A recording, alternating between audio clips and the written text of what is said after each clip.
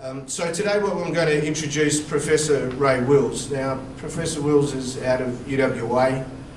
He's a preeminent authority on the future, how technologies take off, the relevancy of lithium in the new 21st century that we find ourselves in, and what it can do. The tech tsunami, batteries will be included. So without further ado, I'd like to introduce Professor Ray Wills to give his presentation. Thank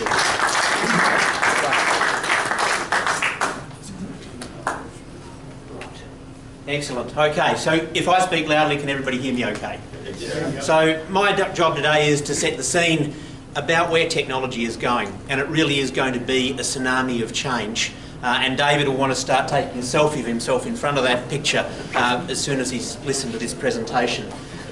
So what I want to do is really set this general scene. Where is all this technology that's descending upon us right now coming? How quickly will these markets that are involved in this technology, how quickly will that change?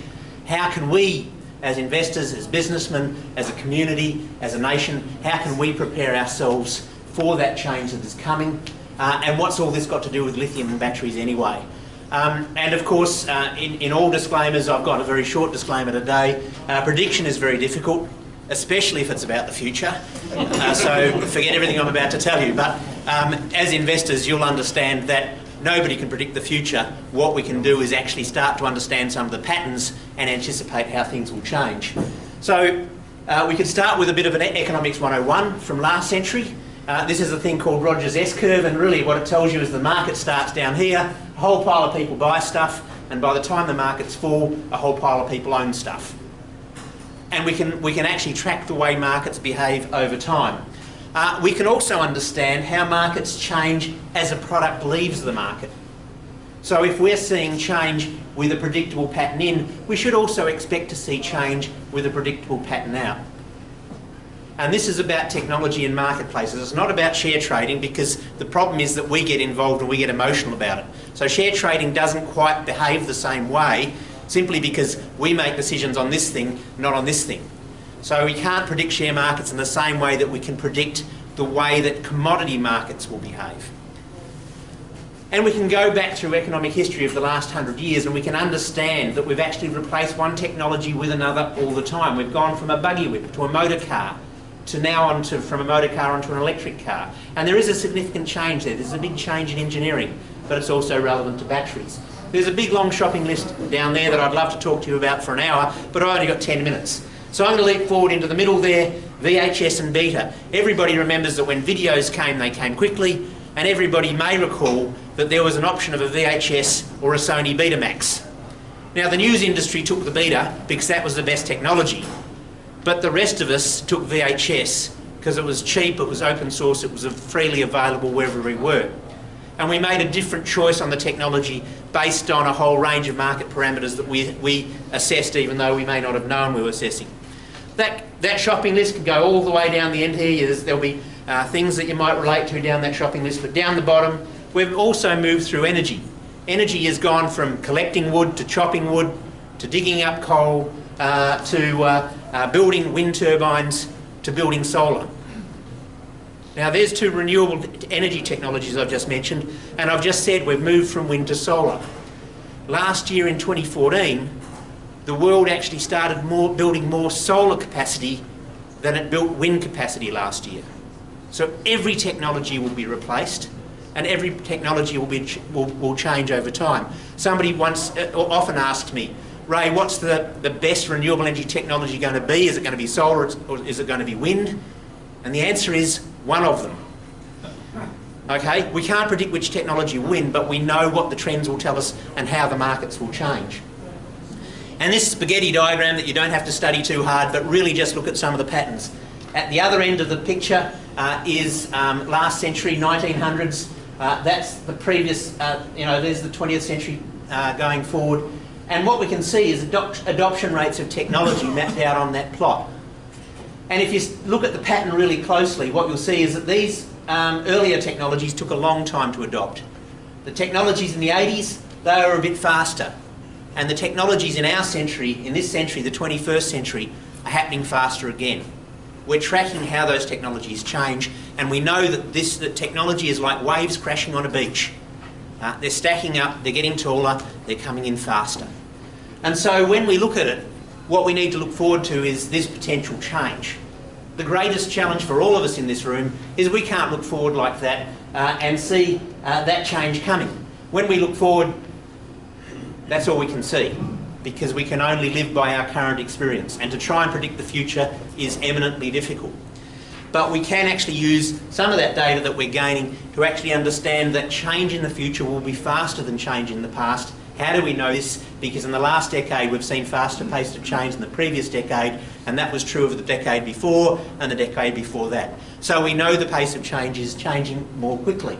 We're also seeing, our forward forecasts tend to be too conservative on the rate of change, regardless of what the commodity is. TV set, light globe, televisions, a motor car, or a battery. The pace of change for all those technologies will be faster. We also know that technologies will be replaced. So we'll see those old technologies exit. When a technology exits, it doesn't just hang around, it doesn't drift forward in a linear fashion, it exits the market in a quick fashion. Always has, always will, and will continue to do so. And it really doesn't matter where we look in technology. So here's a quick example. This is for motor cars. And it doesn't matter what the technology is in a motor car, whether it's a power mirror or a keyless entry or a multi-valve engine or fuel injection, we can see that S-curve of change happening. Sometimes it's a little slower, sometimes it's a little faster, but nevertheless, the data tell us what actually happens in a marketplace. And sometimes that change in that marketplace will vary. This slide here shows what different manufacturers did in that marketplace at the time that those technologies were shifting. So this is just looking at fuel injection, which grew like this, but Mercedes, who invented it, took a long time to change. So they decided their customers would have it over a period of time. Whereas, say, third on the list from the bottom here is BMW. BMW changed the way they manufactured very quickly, and the consequence of that is that technology arrived very quickly in their particular marketplace with their particular customers. So again, this is data we have a lot of, and it really does inform us about what that future can look like. Now here's an interesting question to you. I think there'll be some sceptics in the audience. Who thinks that when a government steps into a marketplace, that marketplace goes more slowly? Can we see a show of hands coming? Who thinks governments slow down markets? Okay, those can put that. Who thinks governments speed up markets? Anyone? There's at least a couple of hands. Absolutely correct. That correct answer is governments speed up markets, and here's the data to prove it. This is how things change in a commodity market when governments aren't regulating. This is an adoption rate down the bottom here, 2% up to 16%. Quick couple of numbers. Average age of the car fleet, 10 years. 10 years with a 2% adoption rate means it takes 50 years for that technology to go up the S-curve. At the other end, 20% adoption rate in something that's about 10 years average means it's a 5-year adoption rate. Now, what took 5 years to adopt? What took 5 years to deploy? There's a clue. 5 years to deploy. Anybody, any guesses? Also catalytic converters. No, but there were some of those in there as well. The answer is airbags. Now, let's see a show of hands. Who would rather an airbag deployed in 5 milliseconds? Not 5 years, okay? So, we see this pace of change, but what governments do is that they step into a market, and when they regulate to create change, they don't do it overnight, but they do it in a regimented and regulated way that means that those markets actually change rapidly. Okay, how's all this relevant to batteries? Let's think about this. The first thing is, as I've already described, Rogers' S-curve, which is just a shadow here, is now redundant because this is the 21st century. And Rogers' S-curve is too slow.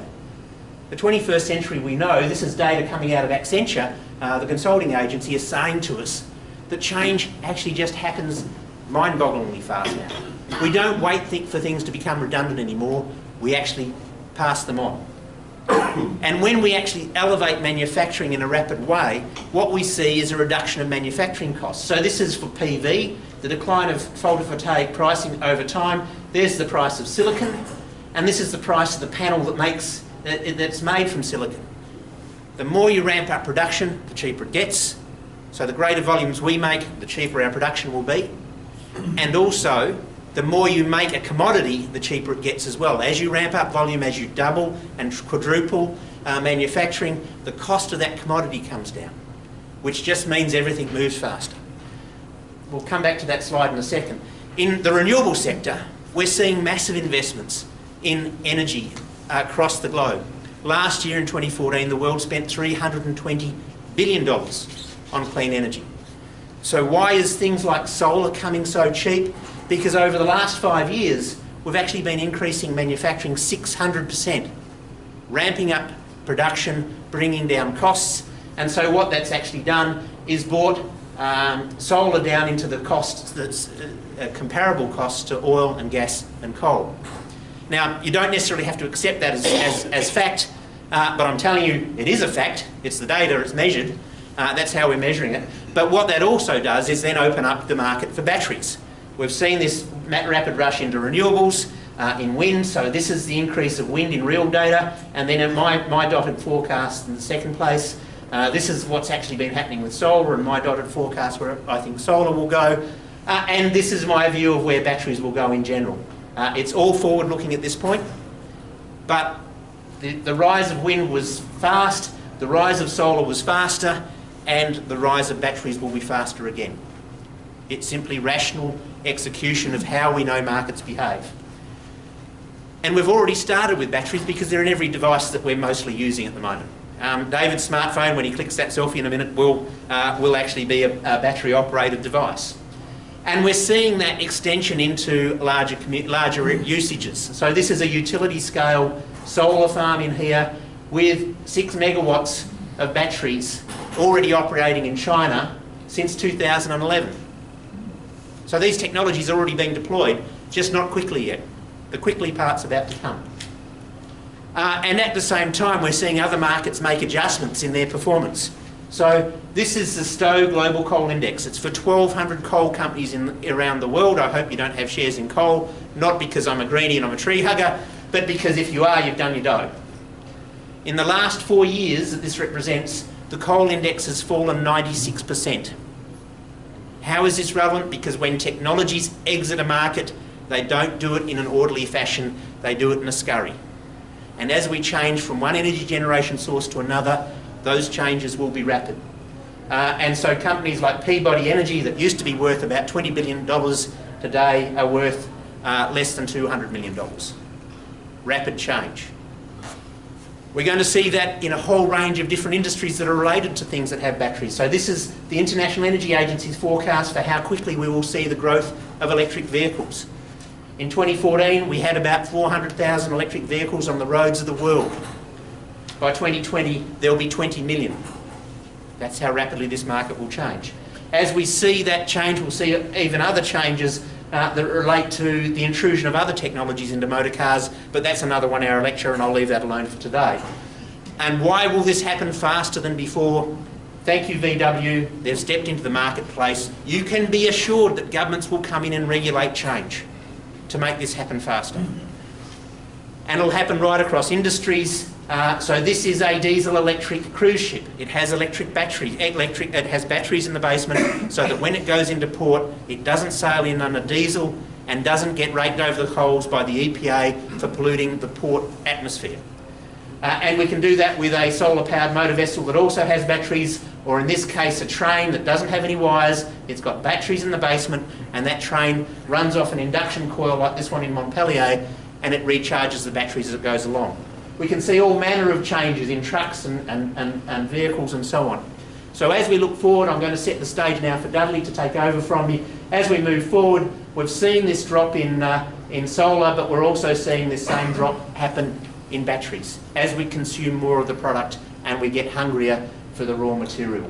Dudley will move on and talk about the explosion in growth in terms of what the factories are doing. But my key reason for showing this graph is that every business moving forward is going to be more battery oriented, and so therefore will require batteries in some form. And in 2015, the key resource in that equation is lithium. This is Tesla's mega factory that they announced in that previous slide. They said that they were going to build a gigawatt factory and they were going to launch it by 2020 when they first announced it. That's what it was looking like in a diagram, and right now today on the ground that's what it looks like. This factory will be ready at the end of next year, end of 2016, not 2020 as forecast, 4 years early. How often do you hear that? 4 years early. In this industry, you should expect to hear it more. I'll hand over to Dudley. Thank you very much, Ray. Now we've got Professor Dudley Kingsnorth from Curtin University. Dudley is a very well recognised lithium industry figure. He was one of the first guys to sell lithium to the Japanese and the Chinese. I think he got an Australian Government Award for developing the lithium export business of Greenbushes. So without further ado, I'll invite Professor Kingsnorth to address you. Dudley. Thank you, Chris, and thank you, Ray, for that excellent introduction. I'm making some forward-looking statements like Ray, for obviously which there's no guarantee. Your disclaimer's longer. I know I probably have paid my lawyer more. I have such faith in the lithium industry that I have bought shares in lithium companies, but I'm not to disclose which ones they are. What is lithium? Lithium is the lightest element. It's highly reactive. When I made a first presentation similar to this, it was at Grand Finals Week, and I said the lithium atom is a little bit like Hayden Ballantine. It runs around and it's very active. And lithium is very reactive, and it combines itself particularly to oxygen. When I first started marketing lithium 30 years ago, glass and ceramics was a major industry. Lithium, what it does, it's so reactive, what it does, when you make glass, it increases the fluidity of the glass, so when you're in the glass furnace, you have less bubbles of air in it, which means that the bottle that you produce has fewer little bubbles, or called seeds, in it. So the glass in itself is stronger, and also is more chemically resistant. Working with a glass company in Germany, we were able to produce the first beer bottle, standard German beer bottle, that weighed less than 100 grams. It's unfortunate that that's not continuing on a greater scale, because I think most people prefer to drink out of glass than aluminium. Anyway, moving forward to today, lithium is very important as we move in the battery industry. Now, just a little bit of education here. When people talk about the lithium industry, there's a variety of ways in which they talk about it. The most common way in which it's talked about,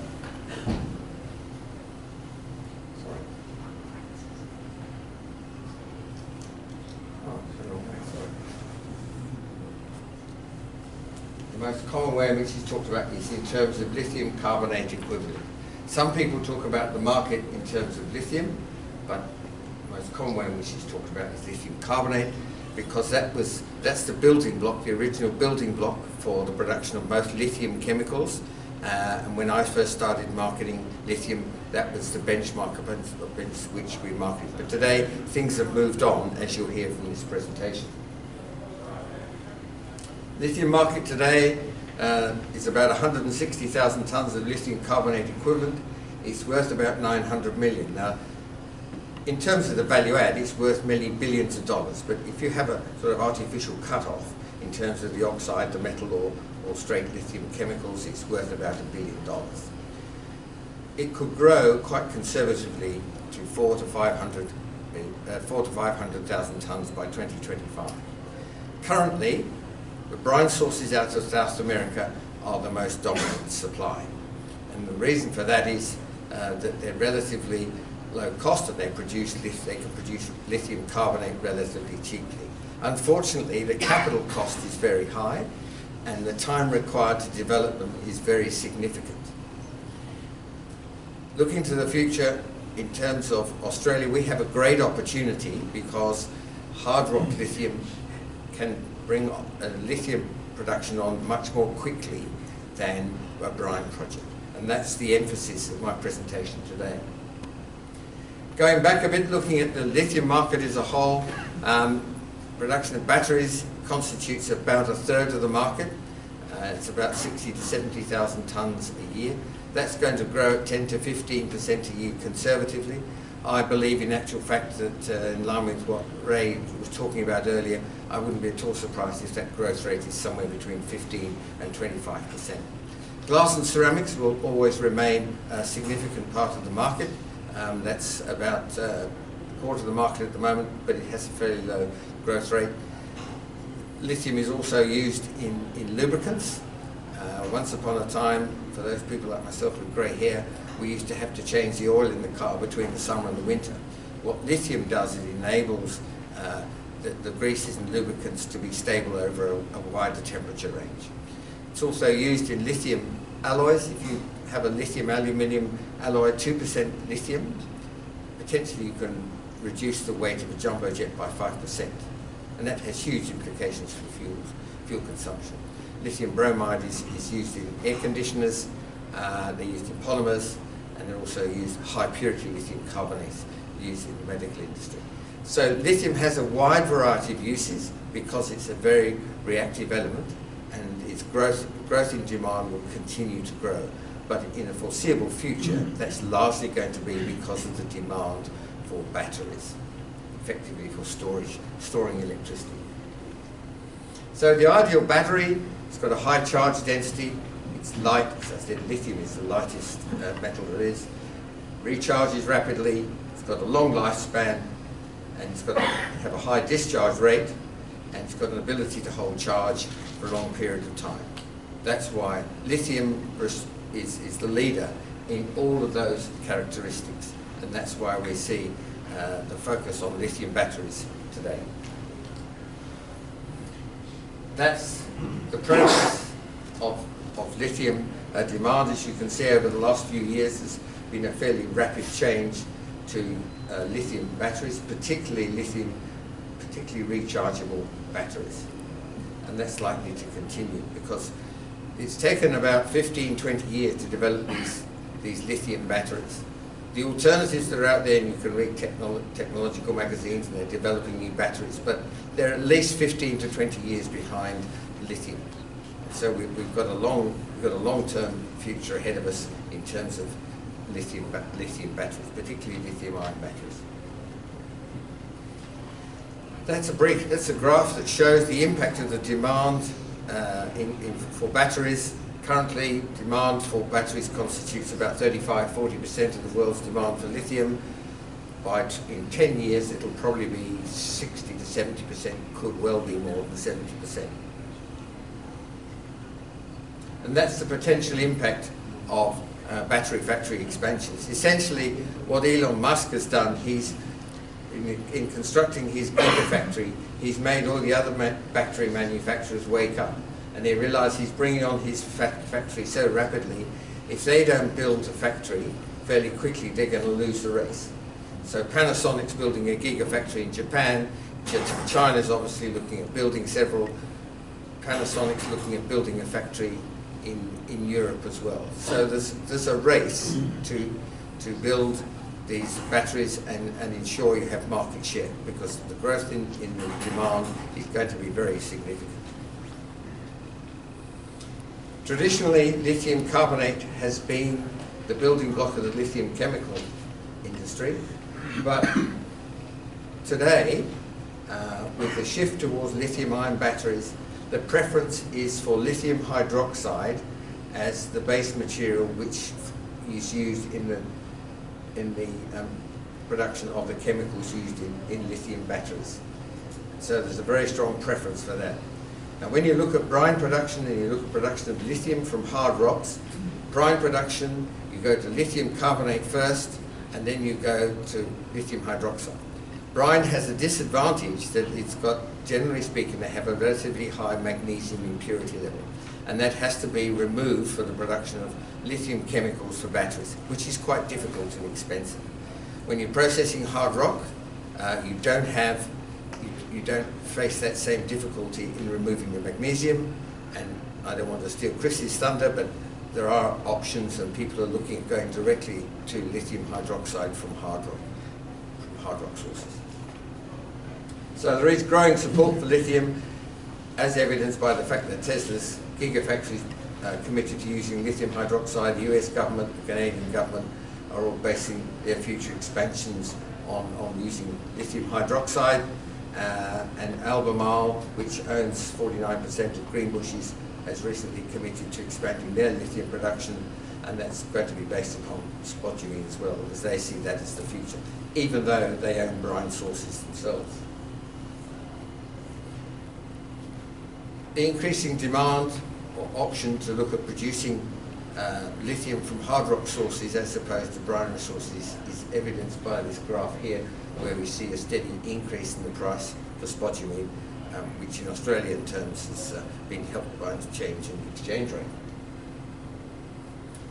So let's have a look at the impact of battery demand upon lithium demand and the sources. As I said, at the moment, demand from brines, the supply from brines is probably about 60 to 70%. Unfortunately, although it's cheaper operating costs, the capital costs are far greater, and the time to start up these projects takes a long time. There are usually a lot of commissioning problems when starting them up, and the approval process for brine projects is even greater than mining projects. So in terms of hard rock, in China they can build a facility to produce lithium hydroxide from spodumene within a year.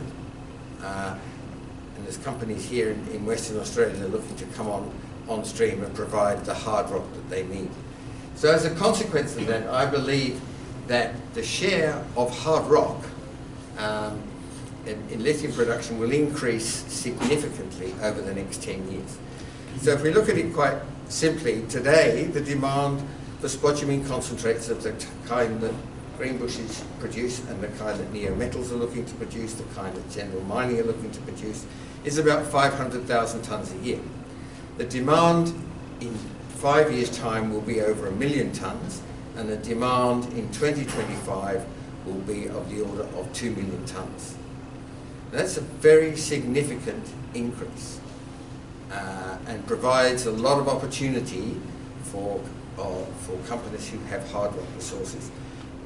There are some hard rock resources in Canada, but fortunately, in terms of what's often applied to Australia, they suffer the tyranny of distance, and those hard rock projects are probably going to be limited to perhaps supplying Europe. But we have a great opportunity here in Australia, particularly Western Australia, to supply Asia, China, with their lithium in the form of hard rock to produce the lithium chemicals that are required for batteries. Those are the Australian hard rock projects at the moment, that are talked about at the moment. We've got Greenbushes, which is the greatest, but Greenbushes is owned 51% by Tianji, which is the major producer in China, and their competitors like the fact they have to buy their raw material from Tianji. It's 49% owned by Albemarle, which is committed to adding value from its own spodumene. Neo Metals is, and Chris will talk about that. General Mining have recently made some announcements about starting up in next year sometime, and there's 2 other projects here. But when you look at this, the output here, and when you compare it to that previous slide and what's required to meet demand, there's a hell of a lot of exploration that's got to go on to increase those reserves to ensure that we can supply that demand for the lithium batteries. So I'll just go. So that's what we're talking about here. In 2025, the demand could well be, I believe, 2 million tonnes compared with demand today of about 500 tonnes, going up by a factor of 4. That's the scale of the opportunity.